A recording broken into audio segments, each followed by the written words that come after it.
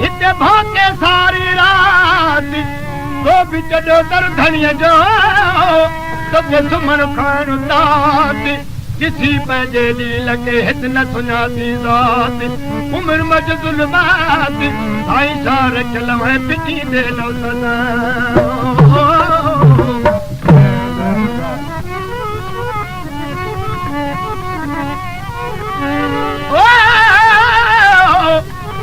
घणी गिरगज खे मुंहिंजे मन में ॿारो मंजू बीबी कामार अचे इन मज मझाई गजू जेका हद थींदी हिन मज ते तव्हांजो थी नथो सचू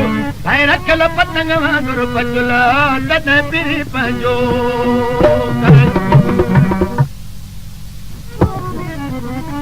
पतंग जा पचल रखियल पिरी पंहिंजो करे पर इन ॿिया पर हीअं बि चवे थो वरी अजब जूं याद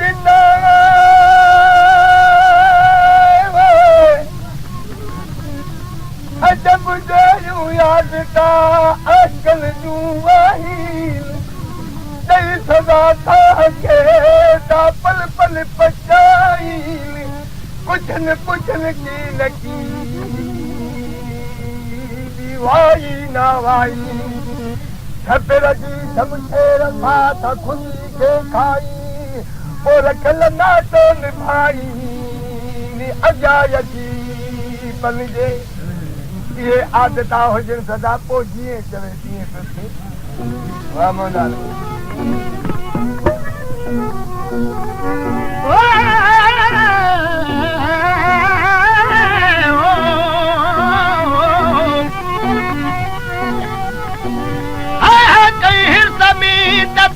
तुझा कन्ने राजा निहान सदा बुझी जीन ज़िंदगी न को नालो रब जो न ताना गिनने सिजुलई ताजी दियो अजे मथो रात पयनी बुधो ना बोलने भाई झार चला जो हाजिला जने के मौत जी खबर तो केड़ी रीत हलदान दिहाड़ू जी राहत दिल बुधी आबादी साडो बदी सजरो तन साक गई चोली और थे अलफथा दिखम जान बखे झोली होरानो लजी बखे जन लखणी लोली सोने रखल जी डोली चलो इश्क अल्लाह पर हुंदी इश्क अल्लाह जे मजमरा के मकबूल वक्त सभई फर्ज वही कज़ा जन कबूल मता इनी माना ते असा खणी वणो त असा जे मुर्शिद ये चाहरा साईं पमाणी वेहो त बस कज़ा ये साईं कबूल न न उन्हनि जे मथा जे इस्म रग रग मां नालो रब जो अची उन्हनि जी को निमाज़ आई है